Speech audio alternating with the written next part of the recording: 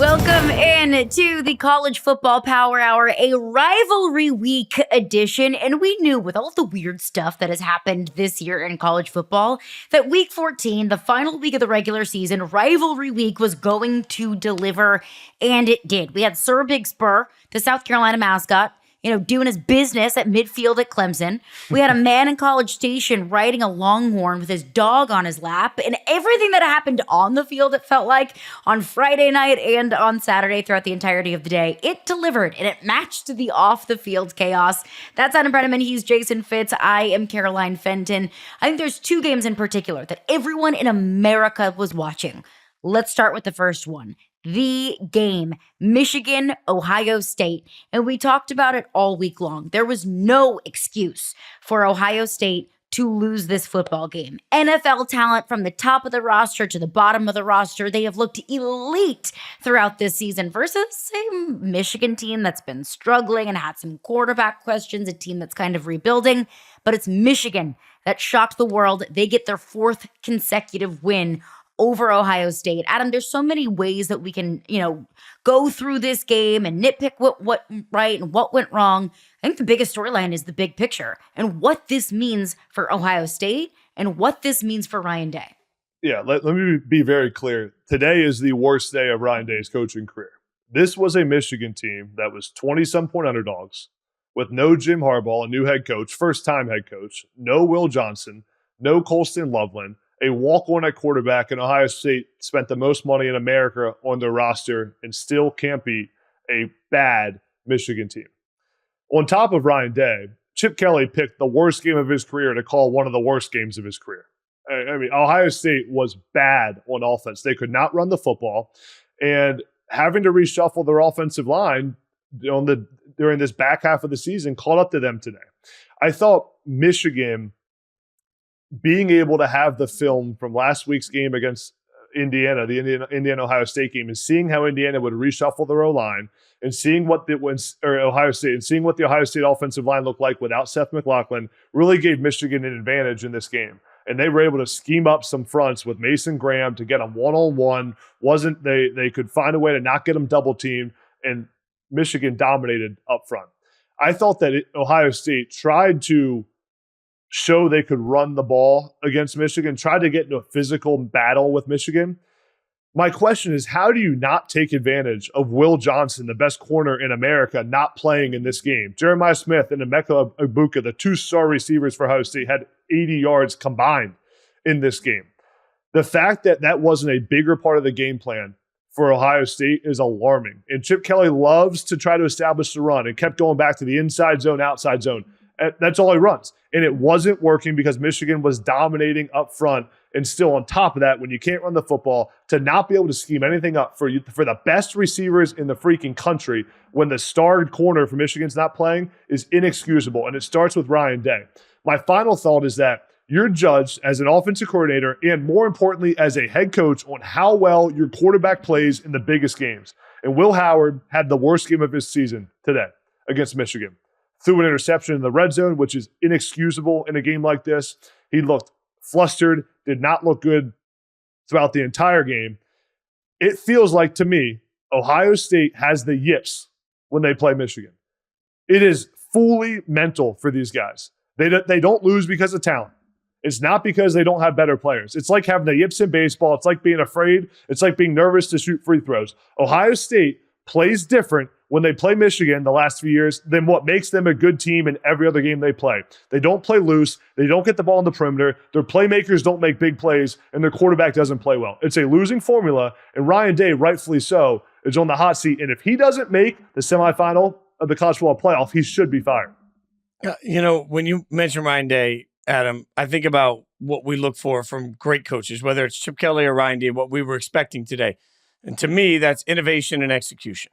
So I want to see when it's not working, what's your pull a rabbit out of the hat moment? Like, what's your moment where you say, oh, that was a cool scheme, or, oh, that was a really cool motion. I didn't see that coming. I kept expecting something that would get the ball out of Will Howard's hands quickly, that would get it out to one of those wide receivers. I don't care if it's just bubble screens, like something just to get guys in the game and just start to try and work some flow. And we never had it. And then on top of that, Ohio State never really had any execution. Like, you knew Michigan wasn't going to score a lot of points. They're incapable of doing that. All you had to do to win this football game, if you're Ohio State, the number 2 team in the country coming in, was score 2 touchdowns. You score 2 touchdowns, you're going to win. The fact that it's not that they lost that absolutely blew my mind. It's the fact that they were incapable with all that talent and all of these NFL Sunday players on that roster to score 2 touchdowns. Like, Ryan Day and Chip Kelly have to look at themselves right now and say, what did we do that failed our kids? Because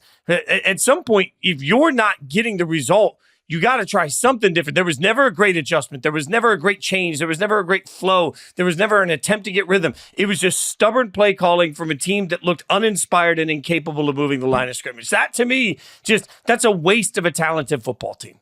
It's only putting up 10 points in the entirety of the game. Look, I know Michigan has a good defense. It ain't that good. You're beating the back yourself. End of their defense when you're, is bad, too. Yeah. Oh, I mean, like, hey, you're only putting up 10 points. You're beating yourself. And it's especially also with no Will Johnson. He's the best defensive player in the country. Exactly. Yep.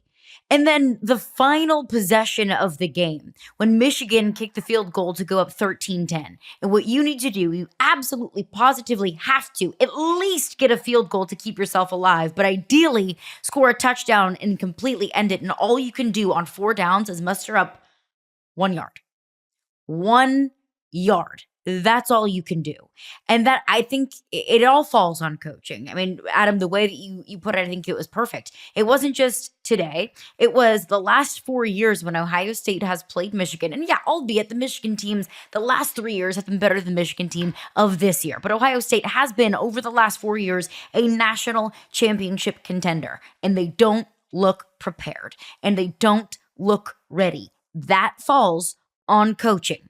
And when they play in the college football playoff, whether it's, missing a field goal against Georgia in the college football playoff, or whether it's Alabama in the national championship in 2020, whatever it might be, in these big time have to have it games where the entire fan base is invested, when the entire country is invested, Ohio State does not play up to the moment. That all falls on coaching. I don't care who's your quarterback. I don't care how much talent you have on that roster. That's on the coaching staff. That falls on the head coach. They got tight today. Like, when you mentioned that late drive, what really hit me is, look, win or lose, when C.J. Stroud needed to get a drive, man, there was a swagger when he walked out on the field. Joe Burrow, somebody that Caroline, you're obviously incredibly familiar with. You watched on the sidelines, right? Like, Joe Burrow, when he needed a drive, came out with it. Over the last few years, even last year, when Brock Bowers needed a drive, or Brock Bowers, when Carson Beck needed a drive, I got Brock Bowers on the line. When Carson Beck needed a drive, Carson Beck came out with a little bit of a swagger to him. When Tua and Jalen Hurts were doing their thing at Alabama, they walked out on the field and they needed a drive. Like, we remember that national championship overtime game. It's the team that stays loose and confident that's able to execute late in those games. What we saw as this game went on, Ohio State got tight, Adam. Yeah.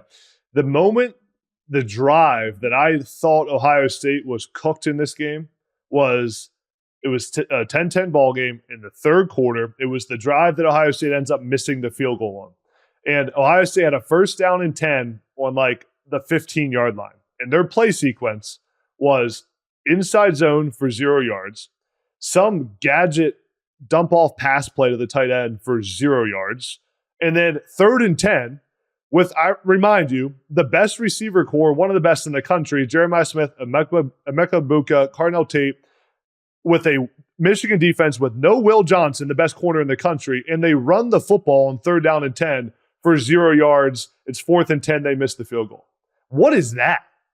What is that play? You talk about playing scared, and those play calls rub off on the confidence of your team. You're 3rd down and 10. You have Will Howard at quarterback and your receivers, and you run inside zone or a draw and then kick a field goal from the 15-yard line. It's scared. It's, quite frankly, I feel bad for some of these Ohio State players. Stick there, Adam. Like, think about that, because you've been in these huddles. What's your reaction when you're in the huddle and that's the play call that comes in? If I'm Jeremiah Smith on 3rd down and 10 in the red zone, Will Johnson is out of this game, and Will Howard's at quarterback, 10-10 ball game, biggest game of the year, and we call a running back draw on 3rd down and 10. I mean, I'm losing my mind. And what it tells me is my coaches don't have confidence that I can win one-on-one. Or they don't have confidence in our quarterback, Will Howard, that he can not throw an interception right here, and they're playing conservative. Oh, let's just take a 3-point lead against Michigan. It's all we need. Go try to win the game at some point. And it reflects on how this team plays consistently against Michigan. Against any other team in the country, Ohio State is ripping the ball down the field on 3rd down and 10 in that situation. Against Michigan, they run a halfback draw and pick up no yard. Will Howard got the deer in the headlights look. And I don't know when it started, and I don't know at what point it started to intensify. Obviously, the turnovers do not help. Obviously, and have to have moments when you end up punting, it doesn't help.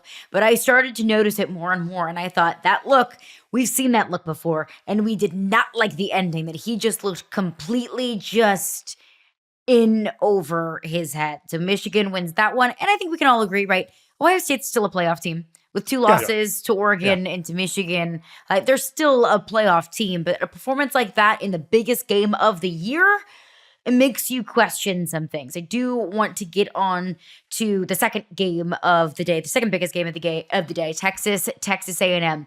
In this game, the results went probably how we expected it, went how Vegas expected it.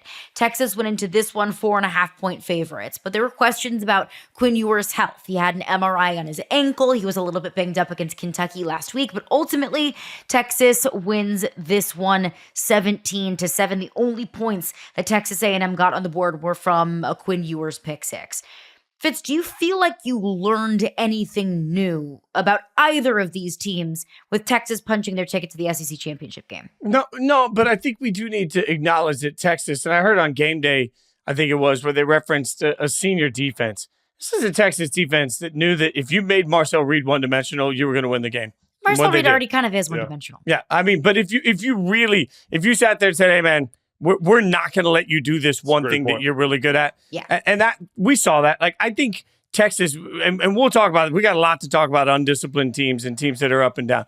I think Texas kind of reminded us over the course of this game that now they got guys that have played a lot of football, seen a lot of football. I thought Sark's game plan and his use of even Arch Manning in some situations really threw Texas A&M off. I thought that was really well done. That was smart. I thought Quinn played a pretty effective game. But most importantly, Adam, I thought that defense kind of came out and said, hey, all right, we get it. We're going to beat you by taking away the only thing that you can do. Yeah, it was good to see Texas play some true complementary football on both sides. The offense played pretty well despite the pick six from Quinn Ewers, which he wants to have that one back. Would have been another touchdown in the red zone. But the best part to me on this Texas defensive line was against Marcel Reed. This Texas D-line did a great job of having lane integrity when they were rushing the passer and not getting too far upfield. I heard Herb Street talking about it a little bit on the broadcast, not getting undisciplined and staying within yourself as a D-line to ensure that Marcel Reed can't escape the pocket and run and pick up big first downs. That was the key in this game because, like you said, they made Reed one-dimensional and got multiple fourth down stops in this game. Texas defense, 3 fourth down stops, got the ball back for their offense. So Texas defense came to play. That's a championship-level defense that we saw against A&M. I'll say, I got to call out the ABC 5-minute crowd shot intro was unbelievable for this game. The fact that A&M and Texas haven't played for 10 years is criminal, and it's only fitting that it comes back with an SEC title game spot on the line. And it's cool. Another point, similar to how Lenora Sellers beating Clemson meant a lot to him. This one means a lot for Texas high school football star Quinn Ewers. Mm-hmm. This was a big game for him. An emotional one. You could see it after the game, how emotional he was. I mean, as a Texas guy, this is the pinnacle of it. And it was cool to see Quinn Ewers come out on top. Texas, Georgia. Who you got, Caroline? Georgia. Okay.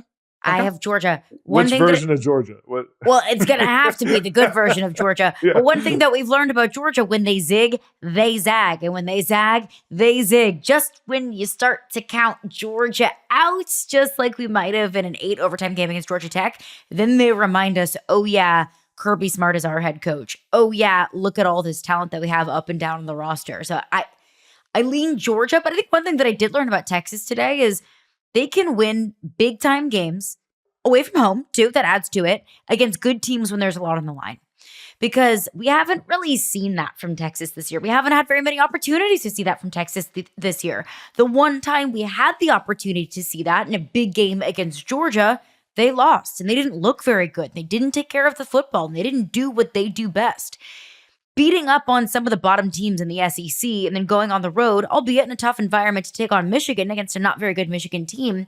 None of those things really wow me. And although the final stat lines and the final score might not look overly sexy for a Texas team that we expect to be putting up 30 plus points a game, I mean, you just mentioned it, Adam. That environment was insane.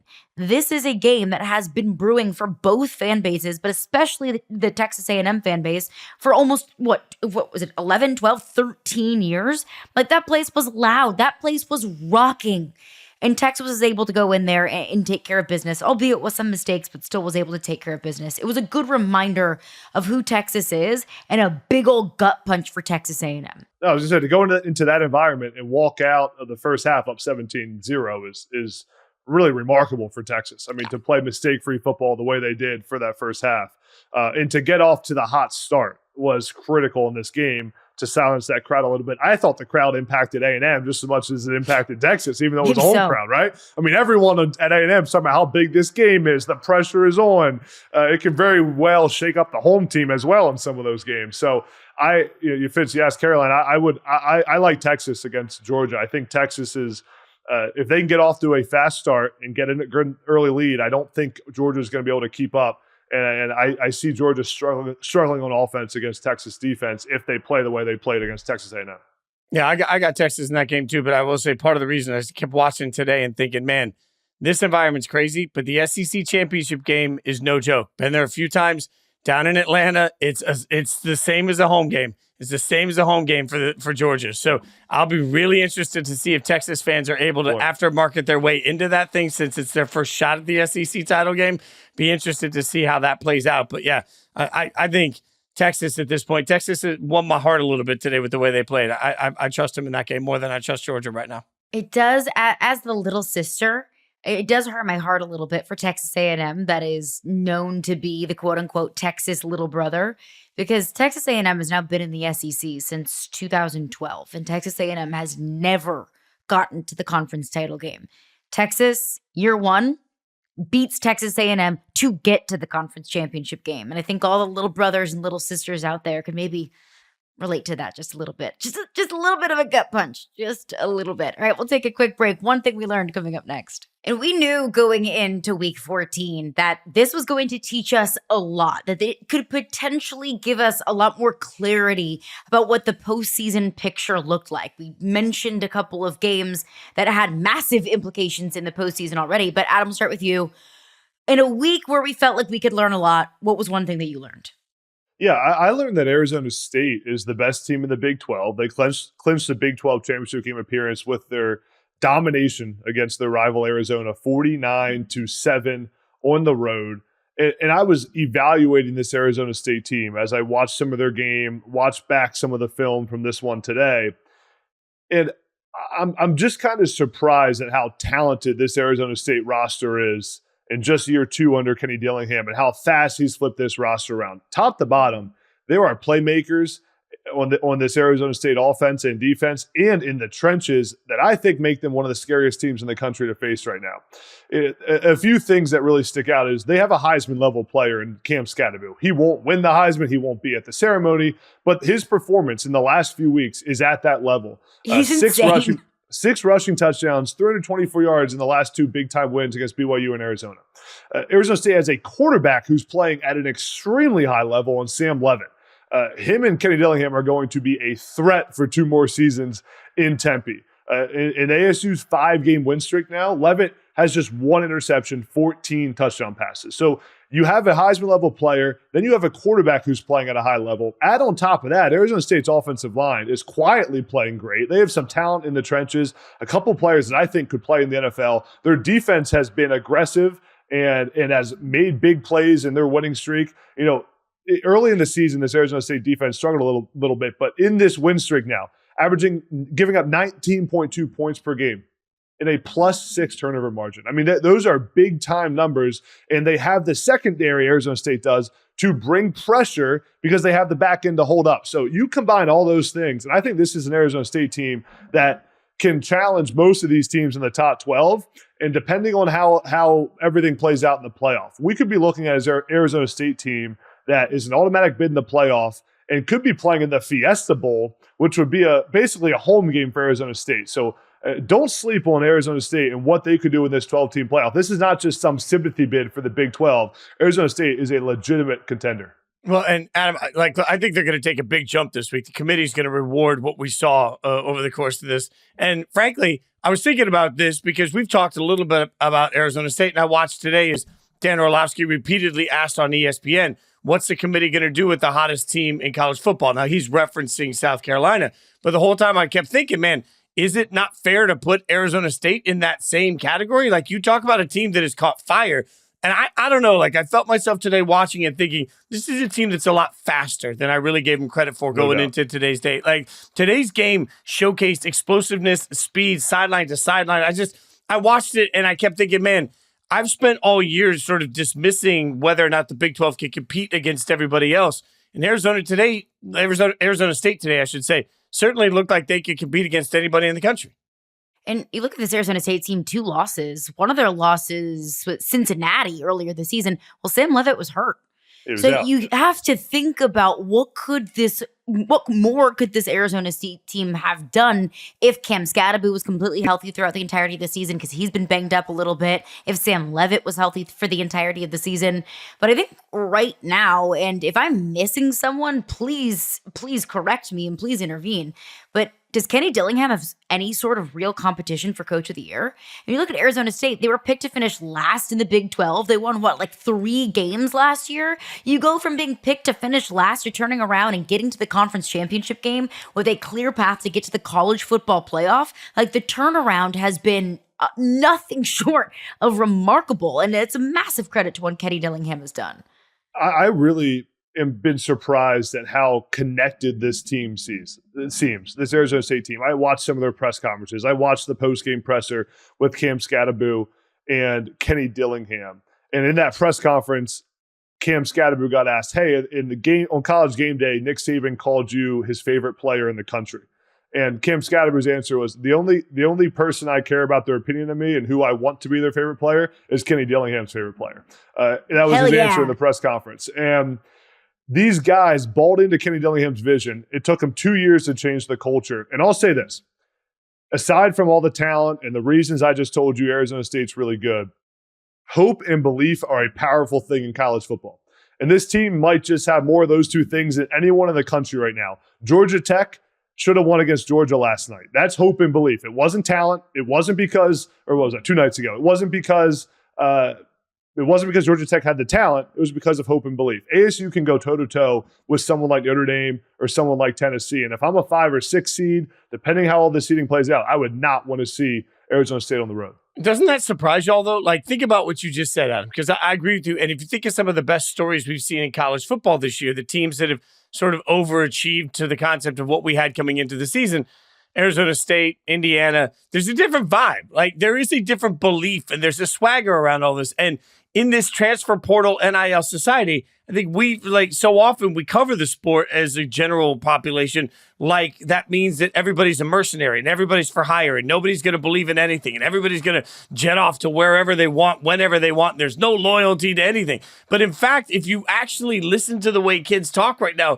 and if you see some of the fire that we saw over the course of today, I think it speaks to how loyal, how much of a bond there is. Like, for all of the movement possibilities, somehow, some way, this year has been very galvanizing for individuals and their teams to come out together and fight for each other. I think it's a beautiful part of what we've seen this year. I do think there are a lot of parallels between Curt Cignetti and Kenny Dillingham. I understand that there's probably like a 30-year age gap between the two, but I do think that there is a big part of a trickle-down effect in the team kind of taking on the personality of their coaches.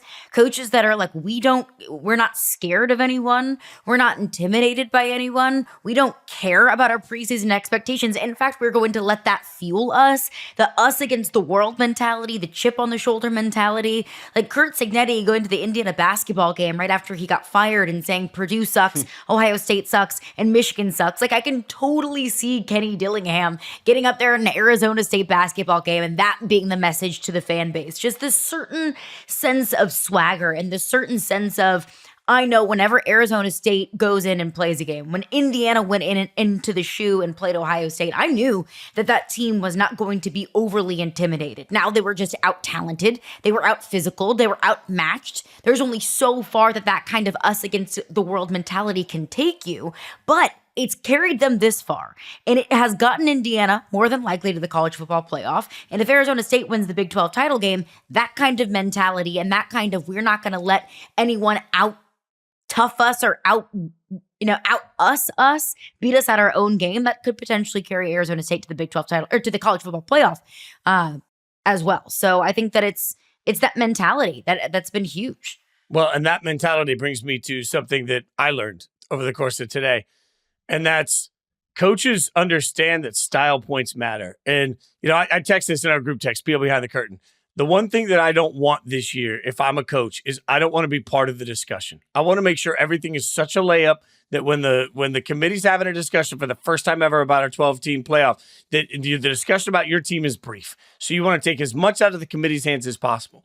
And then what did we see? I mean, when Penn State absolutely destroys Maryland and gets a late touchdown that apparently Maryland didn't particularly appreciate, James Franklin at the podium defended that decision, A, for playing his third and fourth string and giving him the chance to play football, but also said very clearly that, style points matter, and he's trying to get the best seed he possibly can. I watched that Indiana team that we saw get beat up pretty recently go in there and just lay the hammer on Purdue, and they never took the foot off the gas. They were making sure that they were making a point. I think we see more and more of this late in the season because style points do matter. Like, I don't want to believe that margin of victory is really everything, but game control is the fancy way to say that. And y'all, I think we had a good example this week on rivalry week of all weeks. What we really got the example of is I'm just not just going to beat you. I'm going to beat you as badly as I possibly can. Screw sportsmanship and all those things that we've argued about in the past that are all stupid. I'm going to go out and I'm going to lay the hammer down because I need points for style, and style means seeding. I think we saw the future of college football by seeing teams just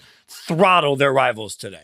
And James Franklin knew at the end of that Maryland game that he's playing for seeding, especially if he loses the Big Ten championship game now to Oregon, and they're battling to host a playoff game still in that first round of the playoffs. So putting up 40 points against Maryland versus 35 points is a big difference. I mean, it may not feel like a big difference like right now, but I think when the committee looks at the final scores and isn't watching all the film, it's going to matter. And I thought James Franklin's answer to that, Fitz, was beautiful. I mean, he said three things. He said, one, I have my threes in the game, and my threes, the third stringers, deserve a chance to actually play football. He said, second of all, Maryland is playing cover zero. They're bringing their very best with their ones, so why don't we have the chance to score? And he said, three, my obligation is to what's in the best interest of Penn State football. And our best interest is to make sure there's no doubt in anyone's mind that we dominated this football game, and that's what they did. Now, there's also some backstory and history between Penn State and Maryland, and James Franklin was the coach in waiting at Maryland, and Mike Locksley was part of that whole thing. So there's some drama there already. I think there's some bad blood, but I thought Franklin's defense of it was pretty spot on. Let me add one other element and why I think today, particularly, style points mattered. A lot of people don't realize this, but next weekend for Championship Saturday, when all of the conference championships game happens, that is the only weekend of the entire college football season where the committee sits together in a room and watches the games. That's the only time. Every other weekend, the committee's in their own cities. So when all of these committee members come in to their respective room, they're going to come in and hang out together next Saturday to watch all of these games.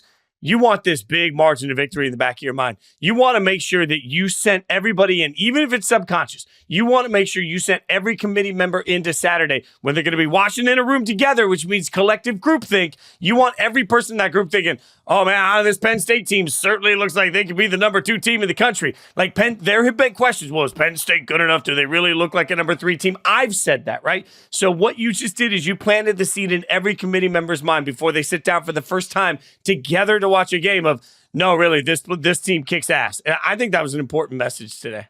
We're all guilty of it, right? Like, one of the big reasons why Indiana is still in line to get into the college football playoff, even with their strength of schedule, is, they lost to the one actually good team on their schedule, but they blew everyone else out. Why is there a little bit of a hesitation of Miami getting into the college football playoff with 2 losses? Well, it's because they've played a lot of not very good teams close. those style points in the game control matters. That 100% matters. And let's be honest, these are humans in a conference room. We are all humans. We are all guilty of the bias. The recency bias of it all absolutely is a factor. I think that it has to. I think we all at this point have forgotten that Notre Dame lost to Northern Illinois. It felt like 17 years ago that game happened. Like, it felt like Georgia Tech, Florida State in week 0 was like a completely different lifetime ago. Like, I was a different woman then. So the recency bias of it all, I think absolutely is a factor in here. And you can call it recency bias. You can call it allowing teams to get better throughout the season, a la maybe a South Carolina if there's an argument there for them. But the recency bias of it all absolutely matters. And speaking of recency bias, one thing that I learned going back to Friday, which again feels like forever ago, one thing that I learned is that Georgia's defense will either win them a national championship or it's going to cost them a national championship. Like, I have never seen a side of the ball, a unit, a team as a whole look 1 week like they are the best unit in all of college football and one of the best that we've ever seen, and then another week go to 8 overtimes with a good, not great Georgia Tech team. Like, Georgia had so many opportunities, whether it was in regulation in the first half when Haynes King literally could not be stopped, or whether it was in the first overtime or the second or the third or the fourth. Georgia had so many opportunities to put that game away, and they just didn't. When we all knew after watching that game, we all knew in a have-to-have-it moment who was going to get the football. It was going to be Haynes King. They wanted the football in Haynes King's hands. And for 7 overtimes, Georgia wasn't able to stop it. This is the same Georgia defense that we saw completely stuff Texas a couple of months ago. This is the same Georgia defense that we saw make the Tennessee offense look so incredibly confused. This is the same Georgia defense that I think is championship caliber, but I don't trust them to play for 5 consecutive games in the postseason at an incredibly high level, because we've seen them play the first half like they did against Alabama, almost the entirety of the game against Ole Miss, when that kind of fight, that swagger, that toughness, that physicality just wasn't there. And it's not even just the Georgia defense, it's Georgia as a whole. And I understand that we can pick holes in any of these teams, like in the top 15, top 16. There's no team that looks completely flawless and completely perfect. Maybe Oregon, if you want to make an argument for that. I know I'm picking on Georgia, but it's just the inconsistencies and the roller coaster of this Bulldogs team it's been wild to watch, Adam. It's the same thing on offense too. I mean, you think about how up and down their offense has been for Georgia, and the bad part of the Georgia Tech game for Georgia's offense is they couldn't run the football. I mean, 108 yards rushing when you go to 8 overtimes isn't a very good number. That's not gonna win you many ball games. The positive is Carson Beck looked again like the big time quarterback that can make throws all over the field. Didn't turn the football over. Threw for 5 touchdowns. When Carson Beck plays that way, he can make up for bad defensive play by this Georgia team. And if Georgia gets hot at the right time, and if their defense plays well, and if Carson Beck plays the way he played against Georgia Tech, this is legitimately one of the best teams in the country.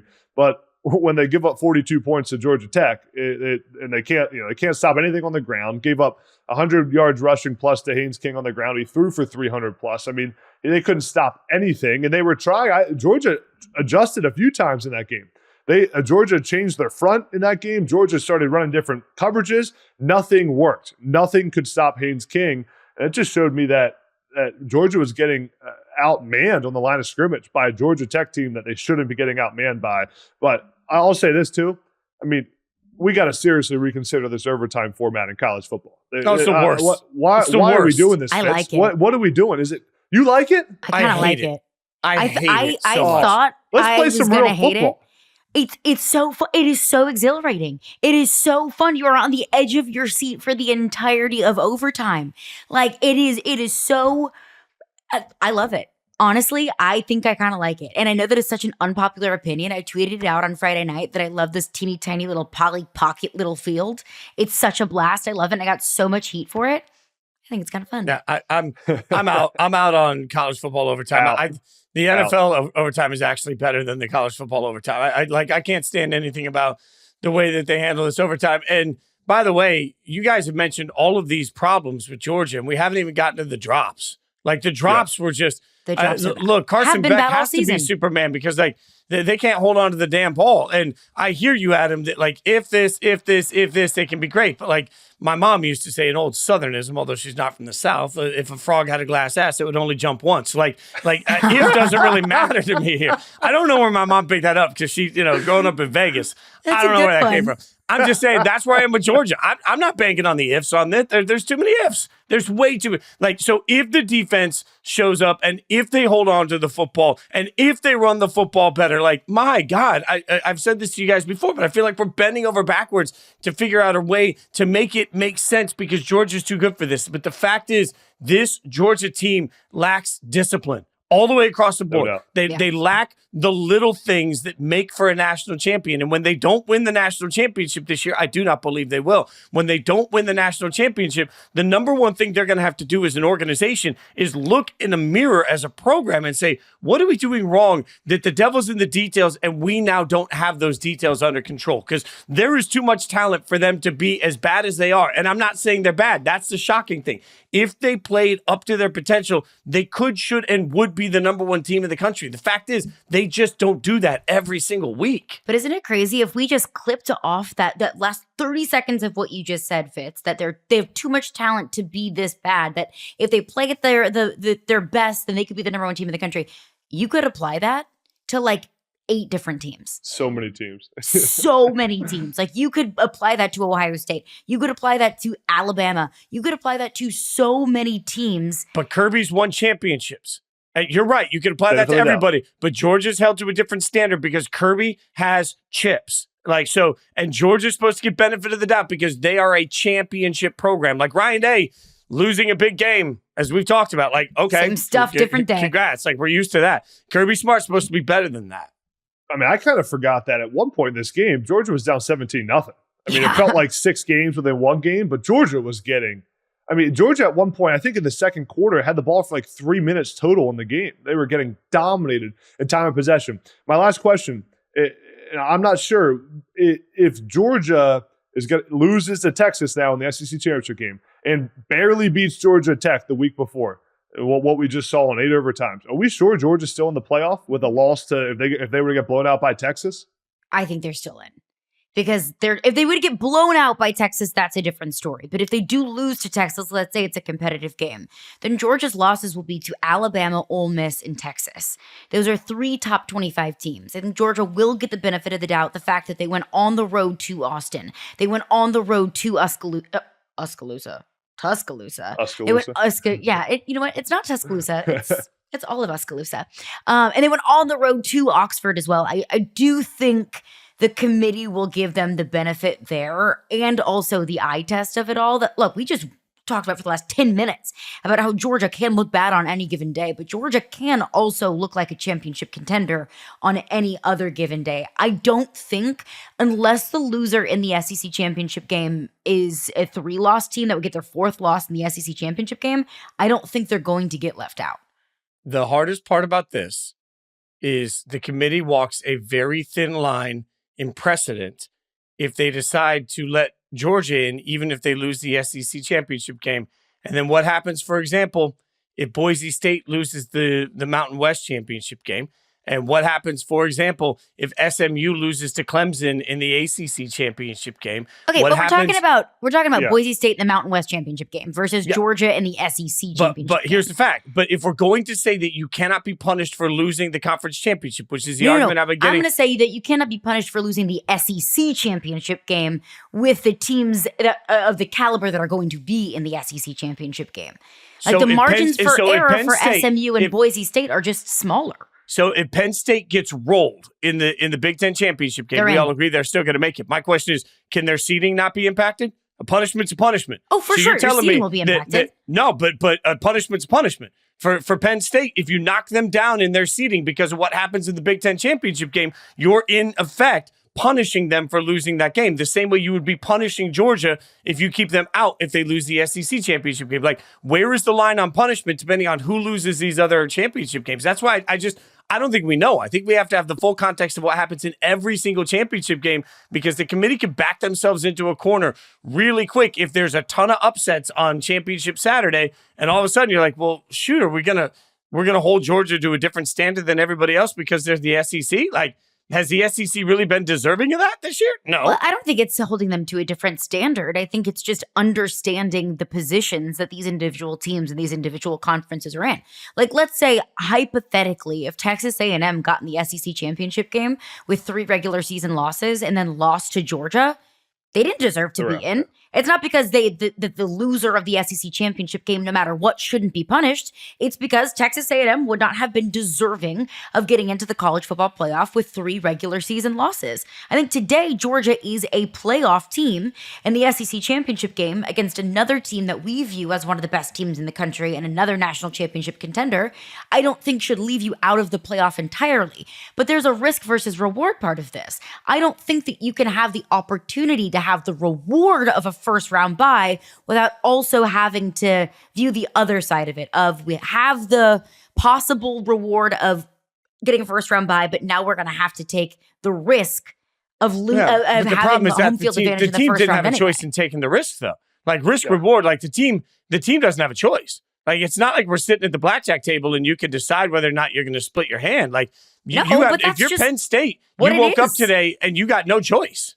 Penn, now, don't get me wrong. Penn State loves the chance to compete for the Big Ten championship, but for the path to the national championship game, I would bet that Penn State would prefer to have an off week and host a first-round playoff game in Happy Valley in the freezing cold and weather they're used to and make sure they get that home game, then go to the conference title game and risk having to go on the road or risk whatever happens against Oregon. I think the way the committee should look at this with conference title games is to look at where the team would be if they weren't in the conference title game. And then, maybe you fall a spot or two, but, to your Texas A&M example, Caroline, Texas A&M would not be in the playoff if they weren't in the title game. So if they lose the title game, they're out. Where Penn State, they would probably host a home game if they weren't in the title game. So Penn State, if they lose, in my opinion, should still be hosting a first-round playoff game. And the real thing is, I look at the ACC, it'll be Clemson and SMU in the ACC title game. Let's say SMU loses to Clemson. What I don't think that committee can do is have Miami leapfrog SMU and then put Miami into the college football playoff and leave SMU out and ultimately punish. But what about a 3-loss SEC team? If SMU loses, and they get leapfrogged by somebody in the SEC, they just got punished. Like, and that's real. Like, SMU has been the first team on the outside looking in until this week. They finally get into the top 10 this week. If they lose the ACC championship game to Clemson, and then all of a sudden you leapfrog them with South Carolina or Alabama or any of those, then like SMU just got completely screwed by having to go to a conference championship game. If so like that's gets why I'm saying like I think it'll be Miami. It'll be between a 3-loss SEC team that was not in the SEC championship game versus a 2-loss Miami team. But if they get leapfrogged by anybody, then they're essentially getting the very treatment that we're saying Georgia can't get in the SEC game. And that's what doesn't make sense to me. If Miami gets leapfrogged? No, if SMU loses and they get leapfrogged by anybody and they end up missing the college football playoff, they would have been in to the college football playoff coming into the championship game weekend. If they lose the championship game and as a result, they miss out on the playoffs, that is the very thing we are saying the committee cannot do to Georgia. And I realize that we value the SEC more than the ACC, but the slippery slope on this is like, all right, so now all of a sudden you're telling me just because it's the SEC, Georgia has to get in. But if SMU loses the ACC championship game, they don't have to get in? Like that. Well, SMU doesn't have the same resume that Georgia does. It's not just because of the conference. It's also because of the resume in its entirety. But let's go around the room. Right now, let's say tomorrow, SMU loses to Clemson in the ACC championship game. Should SMU be a playoff team? No. I in my stock down report I was going to do later in this show, I was going to give you ACC as a one bid playoff league. If SMU loses, they're out. Miami is out of the playoffs, and the winner of the winner of the ACC title game will be the one bid. And then really what we're saying is that it comes down to whether it's SMU, the loser of whether it's the loser of the conference title game, or Miami are in the same conversation as South Carolina and Alabama. Which one do you put in there? And I believe it's going to be, and I believe it should be a 3-loss SEC team over the loser of the ACC championship game? I think the committee's going to have to go all or nothing. If multiple favorites lose in the conference championship weekend, if multiple favorites lose, what I don't think that they can do is pick and choose which of those favorites are suddenly going to be punished for playing in a conference championship and which are not. They're going to have to decide either, hey, we're not going to count it against you if you lose, or they're going to have to decide that it counts against you all the way across the board if you lose. I don't think they can pick and choose this because that gets really hairy really fast. So if you're in my mind, this is why I keep saying, like, I don't think they should even count the conference title game as a win or a loss on the record. I believe it should be treated as an exhibition game. And by treating it as an exhibition game, it doesn't change your record. Yes, if you win it, you get your automatic bid. Fine. But if you come into that game 10-1, you walk out of that game 10-1, no matter what the result is. Because if we start punishing the team that loses in the conference championship by replacing them with somebody that didn't even play in the conference championship, we have reached a wild phase at this point where there's just no way at this point. There's no way that any team would ever want to play in a conference championship game if it means any risk at all that suddenly the committee is going to leave them out of it. The risk isn't worth the reward. They've already done that in the past. You look at the SEC championship game last year. Georgia was undefeated in the regular season, lost to Alabama in the conference championship game, and they got left out. But I know it wasn't a 12-team payoff. I know it wasn't a 12-team payoff, and there was no guaranteed bids. So, like, in that situation, it wasn't a guaranteed, hey, you win this game, you're going in. The problem here is that we have a system that guarantees bids for a game that if you win, you are guaranteed. And if you lose, a total bedlam. Like that's the problem with the way the system's designed. Like, it wasn't that way with the 4 teams before. It was also subjective. With the committee. You live and die by subjective. In the new 12-team system, we've made part of it subjective and part of it very clear on how you get in. And when you start trying to marry those things, you got to be consistent in where you fall on the subjective portion of it. Otherwise, people are going to lose their minds, just like they did last year with Florida State being left out. Yeah, it's the ultimate argument of most deserving versus better resume or eye test or a team that looks better. Because we can argue all day long who's quote unquote more deserving, a 3-loss Alabama team or an SMU team that lost 1 game in the regular season then ultimately lost the conference championship game. We can debate that all day long. It's what the committee ultimately values, which I think is going to be incredibly fascinating, and it's going to call for a truly wonderful day on Twitter as far as the conference wars are concerned. Did we get an answer from Caroline on whether SMU should make the playoff if they lose? So here's my answer. And thank you for asking, because were you trying to get out of that answer there? Or were you trying to asked the question. So no. I was waiting to hear what you had to say.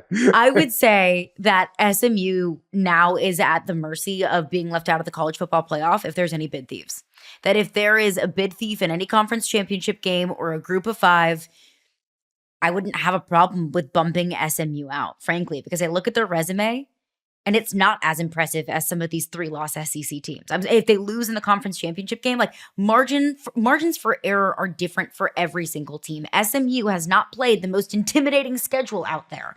So whenever you get to play in a conference championship game against a top 15 team, again in Clemson, assuming they'll be top 15 on Tuesday, and you don't win that game, well, if you have fewer opportunities to prove yourself, then I'm sorry if you get left out. But Georgia, obviously on their schedule, obviously they'll be in, assuming they, if they lose or win the SEC championship game, but like an Alabama or a South Carolina, teams that have had opportunities to prove themselves against top 25 teams and have won games against top 25 teams, that's more impressive to me than SMU playing a lighter ACC schedule. That is what it is. But it's not SEC is better than ACC. It's their schedule is not as difficult as some other SEC teams. I'm sorry. But my counter to that is this. Right now, coming into today, the College Football Playoff Committee told us last week that SMU is the number 9 team. Alabama 13, Ole Miss 14, South Carolina 15. Everything you just said was true when they met on Tuesday. Everything you just said was true when they gave us the rankings they have. If they are ranking SMU right now, if they come out on Tuesday and they rank SMU ahead of those 3-loss teams, what they're telling you is even with the softer strength of schedule, even as weird as this year has looked, and even as much as those SEC teams have gone through, they value SMU more than they value all of that body of work when all things are equal. Then you make SMU play an extra game that none of those other teams have had to play. Yes, they get the benefit if they win it of an automatic bid, but if they lose it, should the committee change their opinion from just days before when all SMU did was what they are forced to do and nobody else was forced to get on the football field to prove or disprove anything? If the committee values SMU more than those 3 lost teams on Tuesday going into the weekend, I don't think you can punish the team and drop them in the rankings below any of those teams because they took a loss when none of those other teams even got the chance to play another game. You don't get the reward without the risk, is how I look at it. But they didn't. But fine, then let them choose. Go up to SMU today and say, hey, you got a choice. You want to play in the championship game or not? The wild scenario, though, in the ACC, no matter what happens there, is that if Clemson, now that they lost to South Carolina, if Clemson does beat SMU, the ACC likely doesn't get a first-round bye, with Arizona State and Boise State probably finishing higher than Clemson. And if SMU stays in the playoff, there's a real scenario there that at some point, Clemson is the 12 seed and SMU at what, 10 or 11, depending. I mean, Clemson's probably going to be like the 16 seed or 16 in the playoff, 15, 16 in the playoff going into this weekend in the conference title game. So, and SMU will be 8 or 9. So it's going to be crazy to see how it all plays out. But ACC, with what happened in Clemson losing South Carolina, probably loses a first-round bye for their conference. Dang. It could be the ACC or the Big 12. Yeah.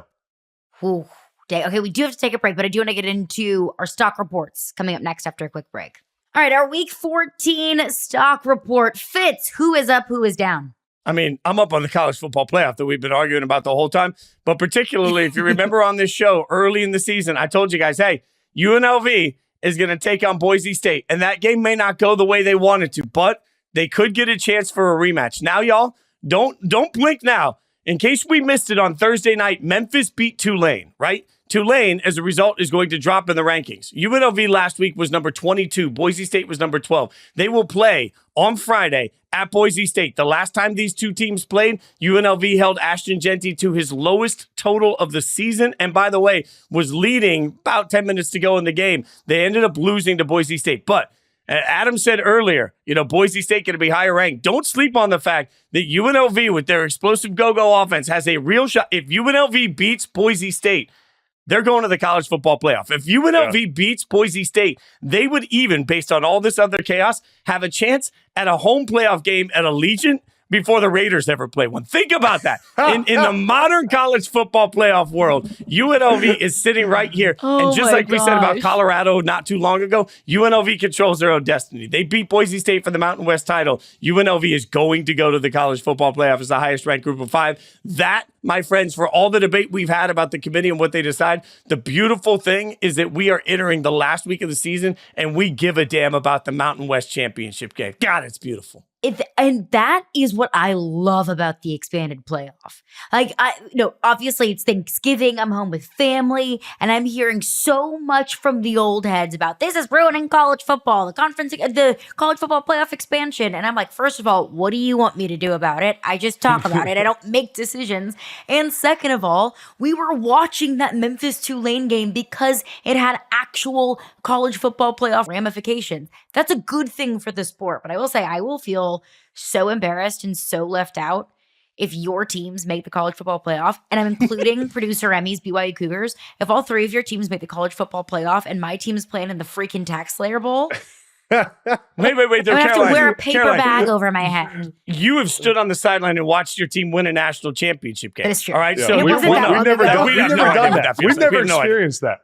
No idea. It was not that long ago, but still, that's forever ago. Week 0 was forever ago. 2019. I mean, that was a different lifetime. I need something new, something else to look forward to. All right, stock down, Fitzy. Stock's down on the SEC. Look, the SEC, and let me be clear, there's no brand biases. I don't care who wins or loses. I mean, UNLV, I've joked for years covering the sport that the great thing about being a UNLV fan is my team never matters. So I don't know what it feels like to have a team that does matter. I think if we just take all of the things that we think about the SEC, we put them aside for a second. What have we seen? Yes, Texas gets the 17-7 win over Texas A&M today. Texas looks like they're going to be a very good football team. We've talked about the maddening inconsistency with the way that Georgia plays the game. Tennessee, at one point, I'll give them credit for sticking with this Vandy game. They were down early. They could have gotten rattled. They didn't. But, man, this is a team that's undisciplined and beats itself. Alabama is a team that Jalen Milroe one week looks like a world beater. The next week doesn't. Like, when you are as inconsistent as the SEC, it doesn't mean the SEC sucks. I hate that when everyone's like, oh, the SEC sucks. It's trash. No. But the SEC is inconsistent. And for years, the one thing you could count on was the great teams showing up and being great in the biggest moments from that conference. That is not the case right now. So I'm looking at the SEC, and my stock is down because as much as we talk coming into the season about culturally what it would mean for Alabama to not have Nick Saban on the sidelines, what I didn't expect, and I think we've genuinely seen, is that the entire conference has lost a little bit of its razor's edge without Nick Saban there to keep everybody accountable to the details and greatness that comes with it. It feels to me like the SEC this year has taken a step back. Yeah, and with the competition level as high as it has been at the at the SEC and this season, it let's be honest, there is the most talent in college football is in the SEC. Facts. But when those teams play each other week in and week out, it does develop your team and you get ready for the big moments. And you know, when you have to play the SEC schedule, you're probably more ready for the college football playoff. What it also does, though, is it beats the hell out of your own team. Mm-hmm. And when you have to go have a slugfest week in and week out, you get banged up, your guys are not healthy, and we're seeing it. It leads to young players having to step in, which leads to undisciplined performances, which leads to not showing up in the biggest moments. So there's benefit. Nick Saban's talked about it on game day of having an SEC schedule where you get beat up time after time after time. But then it's going to come to the playoff, and all that matters is your best shows up when your best is needed. And when you look at a team like an ACC team that gets to play round one of the playoffs, that didn't get beat up in their schedule, didn't have to go against a physical defense like a Georgia's defense or a Alabama's defense or an Ole Miss defensive line. Like when you don't have to go against that every week, maybe you're not as experienced, but you also are a little bit fresher, a little bit healthier, and your best players are available.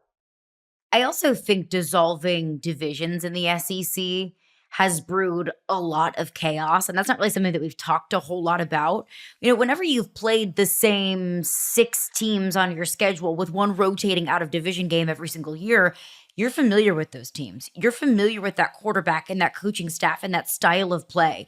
And there was traditionally at least a split of talent in the SEC. You look at the top of the SEC this year, Ole Miss lost to Kentucky. Well, that's not a game that's normally on their schedule. They lost to Florida. Well, that's not a game that's normally on their schedule. You know, Georgia lost to, why is it escaping me? Lost to Alabama. That's not a game that's normally on their regular season schedule. You know, Tennessee lost to Arkansas. They don't play Arkansas every single year. So there were all of these, I don't want to call them rivalries because that's not quite what they are yet, but all of these brand new matchups of teams and brands that we don't traditionally see. And there isn't that division of talent. You know, for how long has the SEC East kind of just been a punching bag for Georgia? It was either Georgia or Florida, and then everybody else was competing for 3rd, 4th, and 5th place. And in the SEC West, well, Alabama just dominated it forever. And then you had 2 clear teams out of the SEC, Alabama and either Georgia or Florida over the last 5 to 10 years. And those were 2 teams that looked like serious national championship contenders. And then obviously you throw in the transfer portal of it all and NIL that's just kind of created a lot of parity throughout all of college football. The way that the Alabamas and the Georgias just don't stockpile talent the way that they used to.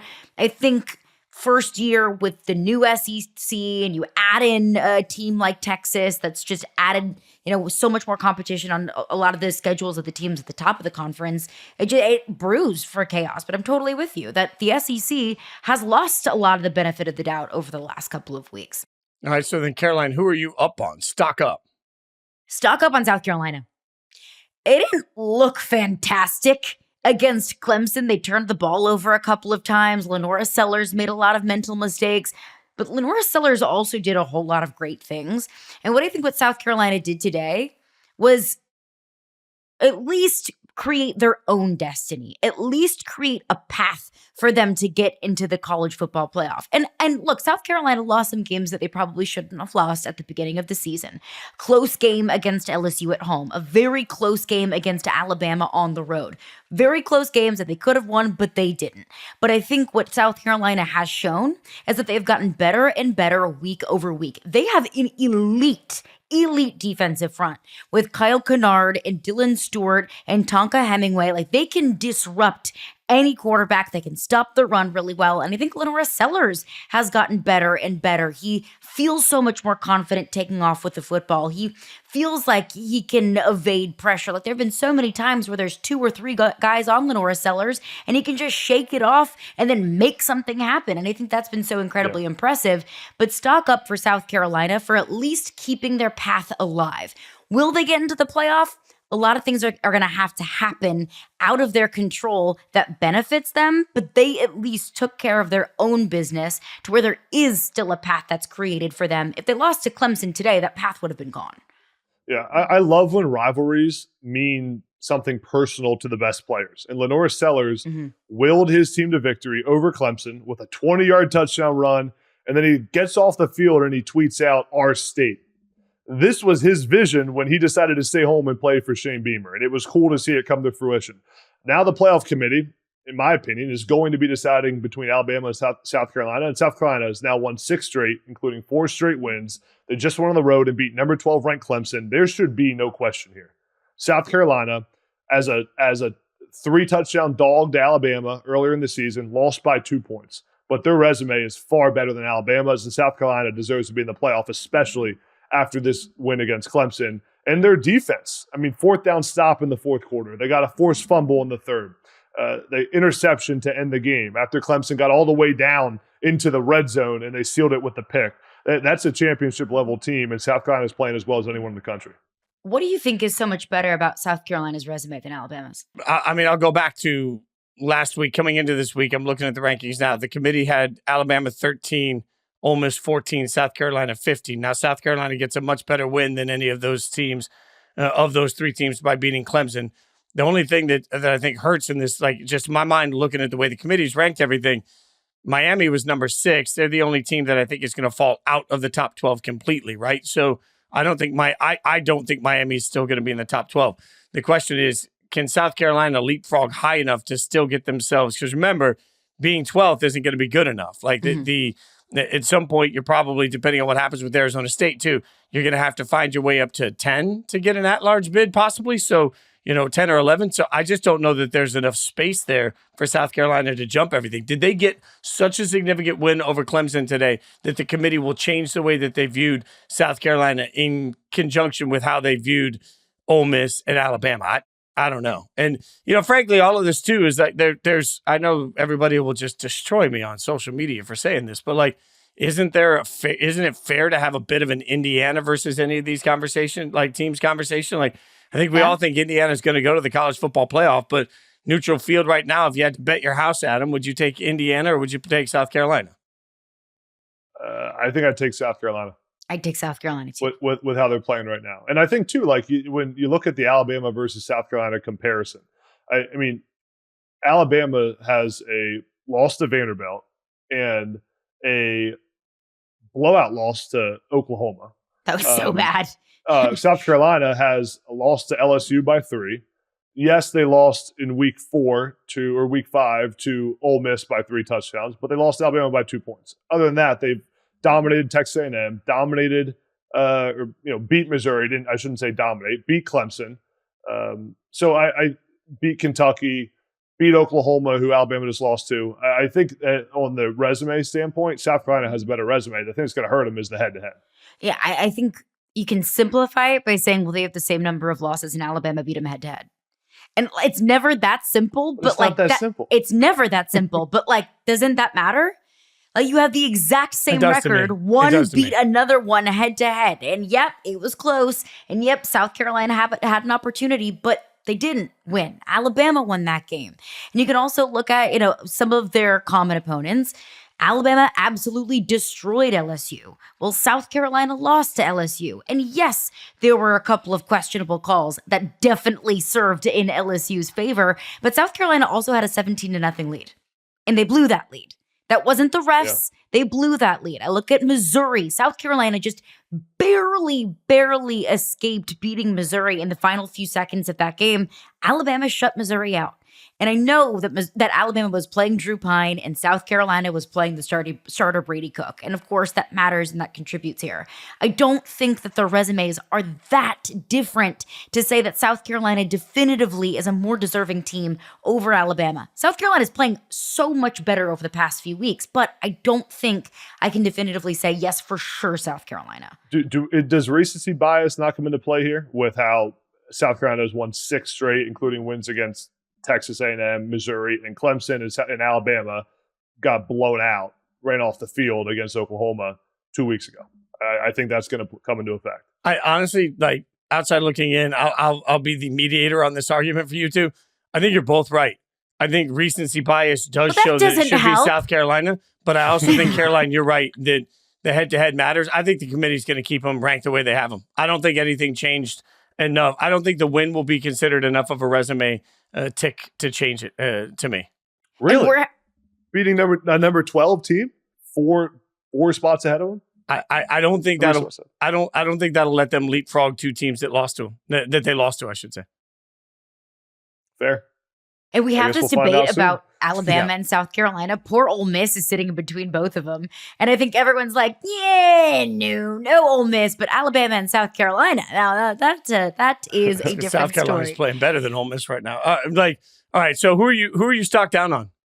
I'm stuck down on a lot of big name coaches, and that's obviously comes with the theme of the day of, no pun intended, Ryan Day, and how the heat on his seat has cranked up exponentially. And I had so many people, irate at me on social media for even entertaining the fact that his seat could be hot. But that is how important this game is. That Ohio State fans are fed up with Ryan Day. They don't care that he goes 11-1 in the regular season if that one loss is to Michigan. They don't care if they make it to the college football playoff if they lose either the first or the second game that they play in the college football playoff. I think that there are so many college football programs across the country that would do anything to have the kind of success that Ryan Day has had at Ohio State. But we all know that fan base. I think a lot of people listening understand that fan base. That really good and one of the best teams in the country is not good enough. It's winning national championships. It's beating Michigan, especially beating this Michigan team when Ohio State had no business losing to that team. So it's stocked down to Ryan Day today. It's stocked down to Lincoln Riley, who is supposed to be this offensive guru, quarterback whisperer. They play Jordan Mailata, and he's still turning the football over. They're not able to make it a super competitive game with Notre Dame. The way that Lincoln Riley is in year 3, and they're still only finishing 6-6, that we talked all offseason about how much they beefed up on both lines of scrimmage, and they still are struggling. And I understand it's year 1 in a new conference, but year 3 was supposed to be the year that you really break out. I'll add Brian Kelly into that conversation of big money, big name coaches that have just fallen short of expectations. So stuck down to a lot of these really high profile coaches when we just spend a whole lot of time talking about Kurt Cignetti and Kenny Dillingham and kind of these more up-and-coming coaches that have found an insane amount of success at a much smaller dollar amount. So stuck down to just a lot of coaches in general this season, Fitz. Yeah, I don't think that's modern college football. More talent spread out more ways. You can't just be a big name that walks in and says, come here, I'll get you in the NFL. Yeah. It takes more than that. Adam, you said stock down to the ACC and their chance of having 2 playoff teams. Yep. Who's your stock up? Or what is your stock up? My stock up is to Kyle McCord. He has been through a journey in college football, and Syracuse knocked off Miami today, 42-38. Kyle McCord outplayed Cam Ward. And you think about the Kyle McCord story. He leaves Ohio State. He's confused. Left at the altar for something better. Ryan Day goes and tries to find a better quarterback. In his mind, Will Howard Kyle McCord doesn't know where to turn, and he finds Fran Brown at Syracuse, and it's a match made in heaven. And they've played really well the last few weeks, and Fran Brown talked about this on the TV broadcast. I saw some talk about it in his press conference, said, I told Kyle McCord that at our program at Syracuse, you'll be number 2 only to the head coach, and that this is going to be Kyle McCord's program. And since then, Syracuse is 9-3 in the regular season. They just knocked off number 6 Miami. McCord had 380 yards passing. He leads the country in passing yards. And the Kyle McCord story is one of the reasons I love college football. It's overcoming adversity. It's a great example of why the transfer portal is great in the country. And my favorite part is that Kyle McCord knocks off Miami on the same day that his replacement, Will Howard, played like trash against Michigan in the biggest game of the year, and Ryan Day loses to his rival and is now in the hot seat. So, listen, a lot went down there. Did Kyle McCord leave on his own at Ohio State? Who knows? But I'm happy for Kyle McCord because he's gone through the ringer now and had a big moment on a big stage against Miami. Huge redemption for him. Huge redemption for Syracuse, by the way, too. Like that's a great call by you, Adam. That's one of the best stories in college football this year. That game was awesome. That game was so good. And I agree 100%. Of all the bad stories that we can tell about the transfer portal, of all of the what ifs and what could have beens that we have in the transfer portal, it's the stories that we have with guys like Kyle McCord, guys like Curtis Rourke, last season guys like Michael Penix Jr. and Bo Nix, guys that have been able to revive their careers because of the transfer portal. It's awesome. But that's going to do it for us today. Last edition of the College Football Power Hour of the regular season, but do not worry. We will be back on Tuesday with our instant reactions to all of the rankings. And of course, we're going to be back throughout the rest of the postseason conference championship games, our immediate reactions on Saturday night and all the way through the college football playoff. That's Adam Breneman. You can follow him on Twitter at AdamBreneman81. He's at Jason Fitz. I'm at Caroline Fenton 1. Appreciate you as always, for stopping by the podcast. So like it, review it, rate, subscribe on your preferred podcast platform, subscribe on YouTube. We are here every Sunday morning and Wednesday evening, and we'll be back on Tuesday with our rankings reactions. We're out.